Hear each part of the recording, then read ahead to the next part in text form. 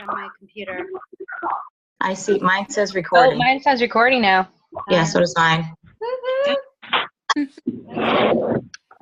Wow. So it says recording. So now let's be on our best behavior and act like experts. Do pets apply to that too? No, honestly, I do actually want you to be relaxed, and we don't make this casual. I want it to be fun. I want just to see if you guys have questions and just kind of chat for a bit. I'm really sorry that it got canceled tonight. Although I know that it's a challenge to make it work logistically. I'm sure all of us were not happy with the commute, like 45 minutes to an hour commute for me too. But I felt like it's such a good program to be able to see everybody and to ask these questions. So I was kind of bummed. Yeah, I would much rather it be in person, but Yeah. I mean, yeah, this works too. Yeah.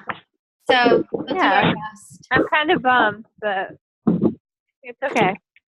Have any of you been to the employer panels in the past? No. I was No. supposed to be You're that one. That one, yeah. Were you sick last year, Melanie? I was. And this year was going to be different because we were having all the students from the entire program come, which was going to be a little bit more exciting. It doesn't feel like the business class is kind of on the spot, but we're all kind of learning together. Mm-hmm. So anyways, I got information from two of the people that were going to be there today. Just Woodstock Inn, of course, because they work for me and I'd kill them if they didn't get it to me. No, I'm only kidding. They had no choice. They had no choice. So Woodstock Inn sent their information, and then Deborah from Sunapee, she sent her information. Oh, I love her. I don't think I met her, but she sounds lovely on the email. She was so responsive and very nice. I'm going to check my emails again because I don't know if Mark sent anything, but Mark from Deep Roots, he did not, as of earlier today. Nope, still didn't send me anything. So he had a really nice handout last year. So I was hoping he was just going to forward that again, and he probably will. I just don't have it now. So the purpose of the employer panel is that you get a bigger picture idea of kind of like what's out there, kind of how people pay. Excuse me, some of the options to kind of review, because going on these interviews, what I noticed being in the business is that all these spas and employers, chiropractic offices, PTs, they all pay a little different. And so I think pay is like kind of one of the number one things people ask about. And the next thing they ask about is schedule. Mm-hmm.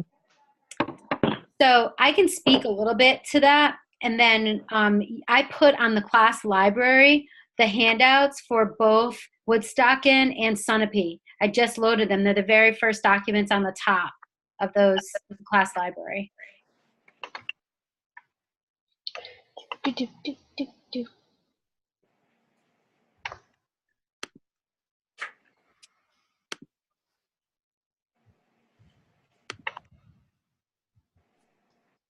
You see them? Yep. Yeah, they're there. So I don't know much about Sunapee. Has anybody been to that location? I have. Oh, good. What's your opinion of the location? Can you tell us a little bit about it? Yeah. So I absolutely love them. I'm not sure if anybody has been to the Newberry area. But if you're coming, Ooh. I'm sorry, what was that? My best friend lives in Newberry, and she loves it. That's all I know, though. Yeah, she has all great things to say about it. But I haven't been myself. I was Newberry's supposed to go tonight, awesome. actually. I mean, I live right around the border, but I never even knew it existed until a year or so ago. But I love it. Deb said she opened it in May of 2003. She wrote in this article, originally a Sunapee Lake massage, and in 2014, Julie received her aesthetics license, she said, so Walk-In Beauty Wellness opened. Have you had a treatment there, Melanie? I have. I've gotten a massage and a hot stone massage from them. Oh, Um, interesting. I have also done my outside hours in clinic with them before. So their atmosphere is just amazing. It's a small little office, really, but they just recently expanded, so I think they're trying to get like a bigger spa-like environment. Because now they have like a shower and all of that good stuff that is involved with the spa environment.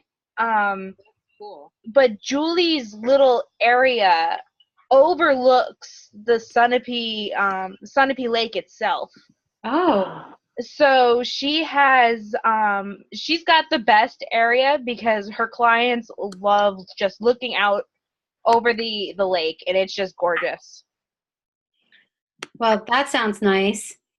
It says mostly that they're a summer and winter type of business.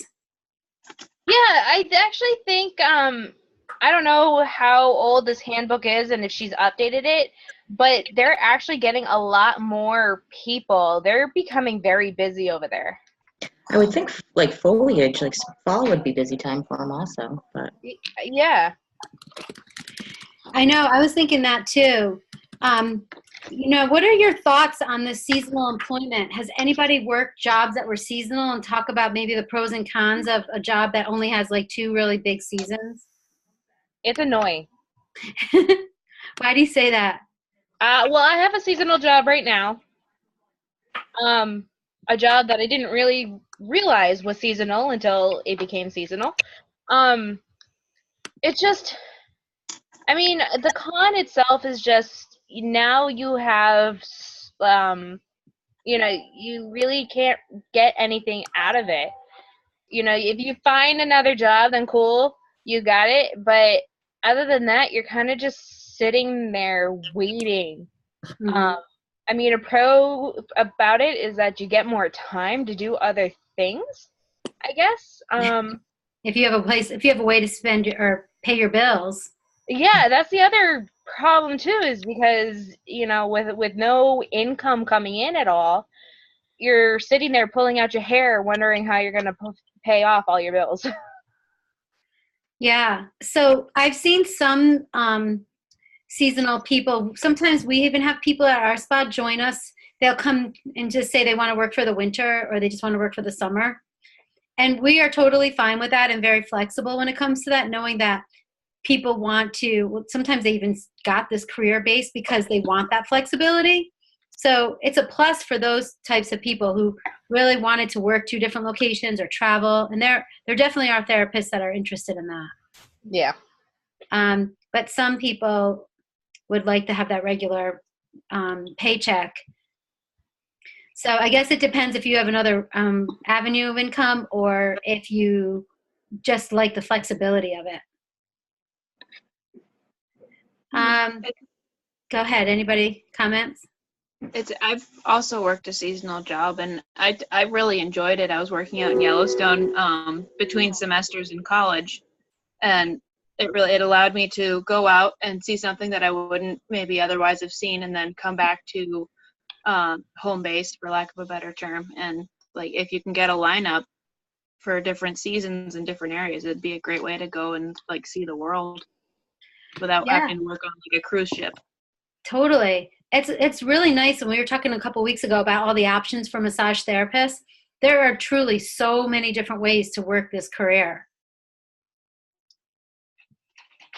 Does anybody have any hopes of doing stuff like that, traveling massage or working in different locations? I'm hoping to get onto a cruise ship. Mm-hmm. And that's hard work. Yeah. I've not done that myself. I almost did that for fitness. I actually applied and I didn't get on, but I know some friends that did.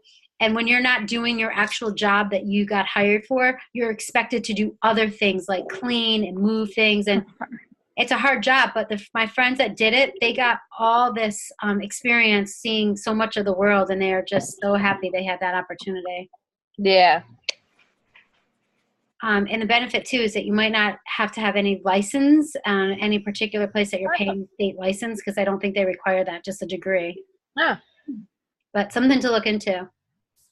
That's the problem with massage therapy as a whole in the nation, is that you have to have different licensing for so many different states that some people don't want to travel because they don't want to pay that licensing fee to keep it active if they're not actually going to get enough income. Right. So that's why Vermont actually does get those people. So we had people were displaced because of the storm in Florida who wanted to come up here and work, and they didn't have to have a license. So it was like great for them, but also good for us. If, for example, my place in Vermont, we require that you have to have a diploma from an accredited school with 600 hours or more in order to be considered to work there. So even if you don't have to have a license, you have to have some kind of accreditation. That's cool. Not everybody in Vermont does that, though. Do you know what the penalties are? Like, let's say you were traveling in another state and maybe you were just passing through or something. Like how would you get found out? I think only if you did something that somebody turned you into they're trying to turn you into the licensing board, and then you didn't have a license, and they track you down, through your social or something, and having a license in another state. I think that's probably the only way. Like, the only time I've ever contacted the licensing board, which is rare, there's only happened one other time in my whole career, that there was a therapist that got accused of doing some unethical things in the treatment room. We had to report it to the licensing board, who keeps track of that therapist and any claims against the therapist. And that licensing board oversees all the states? No, that's the problem. That you would literally have to find you in a database of another state. So there's nothing that connects all of those? No. Gotcha. Only if you had the national license, which is not called national anymore. I forgot what that's called. They might find you easier. So there are people that practice without a license. I think people in Vermont that think that they can be massage therapists. Who knows? They just do it. But I don't know if they cross the lines. But it is something to know if you're going to work in Vermont, to ask the place that you're going to work, like what kind of accreditation they accept, because you probably want to associate yourself with a business that has some standards of who they're hiring. Definitely. But it's not a negative. I find that there's a lot of really good employers in Vermont. Even though there's not licensing, there's some great therapists that practice in Vermont. So it's so ask the question. It probably could be surprising, the answer. One of the things that gets brought up a lot is schedules. And I remember Mark from Deep Roots brought this up last time, and everybody was like, oh yeah, this job is for me.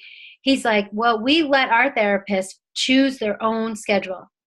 Marguerite, do you remember that from last year? Oh, I'm you there? doing my internship. Yeah. Hello? So do you remember what Mark said that at the employer panel last year? I mean, I remember it vaguely for sure. Yeah. And I'm doing my internship at Deep Roots right now. Oh, good. And it's really awesome to see the way that the setup over there is streamlined for sure.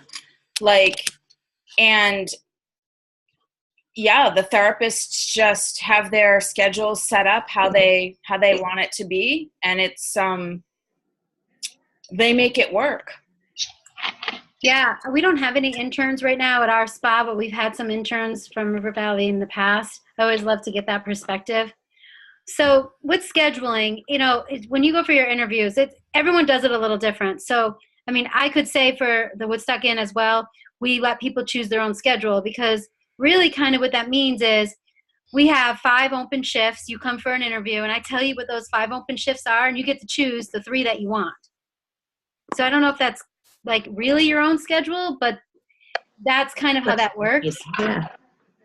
Because what you probably want to find out from any employers that you go to is, how do they schedule? Because if you went in and said, I only want to work Monday, Wednesday, and Friday 10 to 3, and they said to you, well, we already are fully staffed those days, do you still want to be put on the schedule? Because what happens is you dilute the pool of therapists. So if there's already 3 people on, and then you're the 4th person, you might be dividing up the same amount of appointments now between 4 people. And so even though you technically have the schedule that you might want, it actually isn't going to be to your advantage. I used to do scheduling when I worked for a restaurant, and their scheduling was basically, we want to know your availability, but there's no guarantee that you're going to get the exact schedule you want. And it's not a guarantee you're going to get what you want every week. So, 1 week you'd be working 30 hours and the next week you'd be working 20 because, 10 new people came on. But it was, it did kind of feel like, everyone was at each other's necks looking for hours half the time because there was no consistency with the schedule, which is important to me. I like to have a schedule where there's no guessing on when I'm coming in, what hour I'm coming in, when maybe I'll be leaving. This is it, and that's, that's that. Yeah, I think everybody wants to make money. And so if you go to a place and you're thinking about working, you want to know when is the busy time, and because you probably want to work at those times. And then hopefully if that works with your schedule, or say it doesn't, say they tell you that the busy time is going to be Friday night and Saturday morning, either you have another job or that doesn't work for you. If you wanted to, you could change your other stuff to make that work. It's really kind of up to you. So you can still say you're making your own schedule because you really have the choice to say yes or no. Mm-hmm. And so what we some do. Employers, go ahead. Sorry. So I was just saying that some employers, do honor the schedule you want, but there are those out there that kind of say, well, we understand what you want, but we're not going to guarantee you're going to get that. And so it's important to know that if that's, something you need is consistency, then maybe that might not be the right company for you. Agreed. Because we give master schedules. So once you get hired and say you choose those 3 shifts, those are your shifts. You own those shifts. We don't change them. Mm-hmm. They're yours until you don't change them.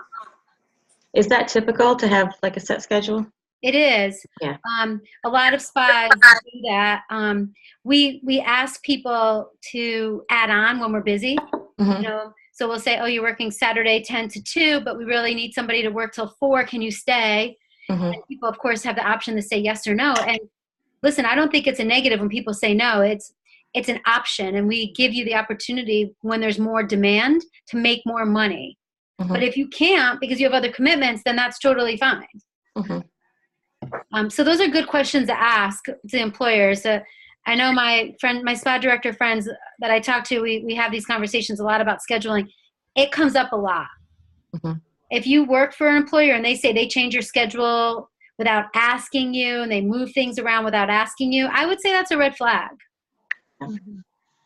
And I have heard therapists complain about that. When I interview them, they'll say, oh, I work such and such place, and they would just change my schedule without asking me because it was busier and they needed me. Mm-hmm. But might ask about that process. So if we ask you to add on, we get your consent, and then we send an email confirming we had the conversation so that everything is documented. So in case you forget, you can look back. Mm-hmm. Say, oh, yeah, I said yes. I got to put that on my calendar. Mm-hmm. And having mutual respect, I think. Mm-hmm. Does anyone have any experiences with, like, if you're starting a business and scheduling? I'm sure it's kind of just like see how things unfold, but scheduling clients, like kind of respecting that boundary of keeping your own hours so you're sane and you can still have a personal life and relationships and, all of that. But like, how do you find or strike that balance? Does anyone have experience with that? Like starting out a new clientele base? Like not letting people just kind of come in whenever they. Yeah, like not being like, okay, I'll be there. Sticking to what you want to do. The only time you can make it. Well, that's an interesting topic. I tried to kind of hint on that a little bit when I said that when I was self-employed, I didn't really have the freedom that I envisioned, I guess. Because I was hungry to start my business and get things rolling. I really did go to kind of the demands of what people wanted, but that was a choice that I made. And so if I was going to teach part 2 of this class, that Marguerite was in my class before, that part 2 that they're going to be teaching, Kevin's going to be teaching that. They go really into more detail about starting your own business, but I can tell you from experience, it really kind of depends on what your goals are. If you don't need to be aggressive to get your business up and rolling quickly and get established, then you probably have more flexibility to setting a lot more boundaries and saying, this is all I'm going to do. It kind of depends, right? if you, I was talking to my friend. I went on a trip yesterday, and one of my friends is a massage therapist. She doesn't work for me. She's an independent, and I was going to have her come to the panel. And I was like, oh, I really want the students to get an idea of what it's like to start your own business, because people said that in the last employer panel. Oh, this was supposed to be just for employers, for employees. But we had so many people asking questions about private practice, we were going to add that this time. But she said, we were at a theme park yesterday at a water park with a bunch of kids. And she's like, I got to get back by 4:30 because I have a client at 4:30. And I just kind of smiled. Mhm. And we didn't leave until 10 o'clock on Monday because she had a client at 8. And then she worked on Sunday a couple hours because she knew she wasn't going to work Monday and Tuesday very much, because she still had her monthly budget and her weekly budget to fulfill, Yeah. even though she was going to go take 2 days off to go on a trip with the kids. You know, so I guess the answer to that is, if people have other things to do, and I mean, they need to just do that in order to, I'm getting a thing that says we only have 9 minutes and 47 seconds left, or I need to pay $15. Oh. Hang on a second. I'm like, oh, really? I didn't know that. You can maybe start a different call. I don't know. That's what I was thinking. That's so funny. It says upgrade, but I'm trying to hit the upgrade and nothing's coming up. So yeah, I think that's what I'll do when it gets a little closer. So she was saying that to pass on the information that, you know, you have to work around when people want you to work. Mhm. And so I agree that you should set up some boundaries, because you do want to have a personal life, and it's going to be kind of up to you to say how many massage appointments or hours you need to do in a week or in a month, and then set your boundaries up and make sure it kind of meets the goal. And there's a lot of behind the scenes stuff too when you own your own business. And my mom owned her own restaurant, and she had no idea, like, all the stuff to do, you know, when the doors close or after hours, or, you know. Yeah. I think that's something that, you know, you probably have to figure out on your own, and find a balance. And I agree. I couldn't agree more. The behind the scenes stuff is a lot. And so too, that's why in the next class, I often told the students, don't put your revenue goals so aggressive for your first couple months in business, because you really need a ramping up time to get established and get your stuff, because it's just not realistic to think you're going to make the same amount of money your first month in business as your 6th month. Mm-hmm. Just so you're not disappointed. You don't want to set yourself up for disappointment. One of the other things people ask a lot about is, like, if there's cancellations at your place, do you get paid for cancellations? I think that's a hot topic for people. Mhm. So here you come all the way into work, and then the guest doesn't show up. What happens? Do you have to just sit around and don't get paid?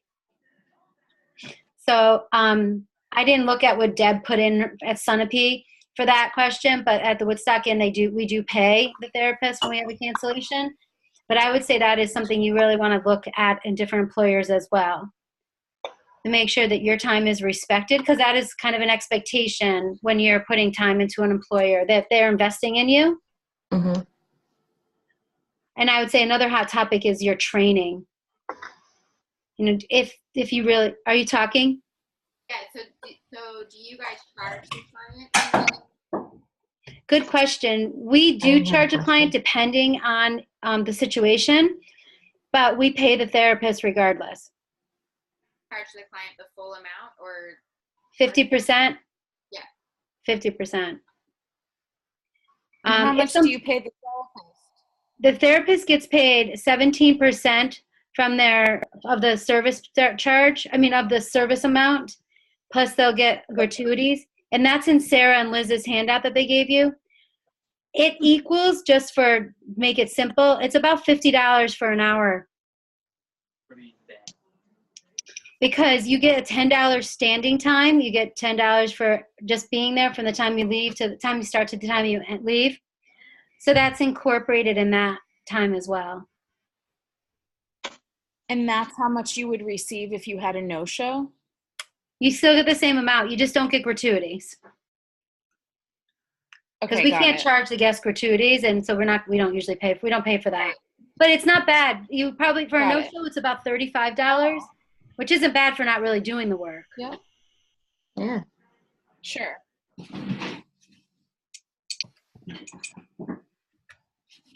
What other questions?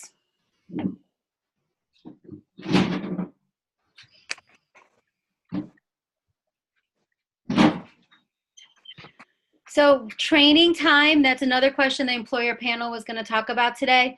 Some places actually invest in you to get trained. So they pay you an hourly rate to come in and get trained. There are some places that don't pay for that. They expect you to come in and learn their modalities and learn everything, but you don't get paid until you actually work on guests that give revenue. That's how it worked when the child care I work at.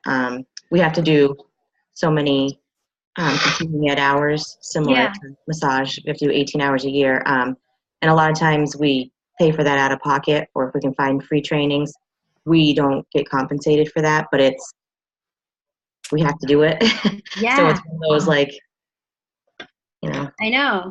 And so I would say that's something you want to look into. And I know Mark at Deep Roots talks passionately about this subject, and I'm sure he'll pass on those papers, but he really sets up his staff for success for training, and he does a lot of things together because he feels like the culture of Deep Roots is because people are working together. And the therapists are bonded in a way that I have a lot of respect for that. I think that's getting a culture around education is probably a good recruiting tool, because that is pretty people really kind of perk up when they say training is paid in an interview. But also it is good for the guests, of course. So if that's important to you, I would say please ask that question when you're going for interviews and see what that means exactly.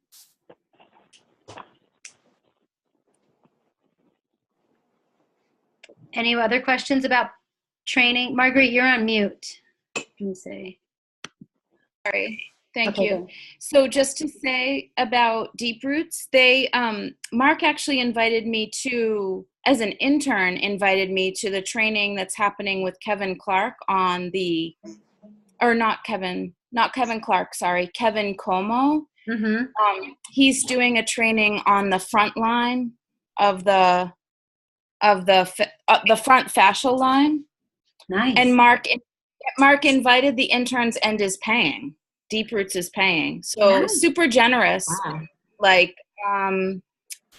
Really, again, like you said, Michelle, super passionate too. Yeah. And I have a lot of respect for that. If that's something that you really need in a job, I would say definitely interview those people so that they understand that is important to you. We also set people up for success at Woodstock by doing a day one training with them, which means we go around and show them the whole space and really show them where all the parts are and how you can find information, so that, you don't want to go to a new job. You maybe start a new job where your first day you're kind of feeling around because nobody told you anything. You're opening up the cabinets trying to find stuff. That if that's important to you, if you really need the organization and you really need to know where everything is and how the moving parts go, ask those questions in the interview.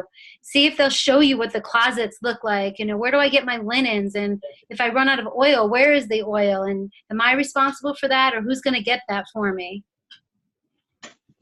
I think that's really important. You do? Yeah. Yeah, I'm sorry. I'm only on my phone talking, so I can't tell if you can tell who this is, but yeah. Yeah, I think that personally, I find that really important. I've always looked for that in a job, people that are guiding you and they're your role model in a way. Oh, it says less than a minute left. I'm going to start a new meeting and I'm going to send it in the announcements and send you an email, okay? Okay. All right. Yeah. Okay. See you in a minute. Okay. Sorry.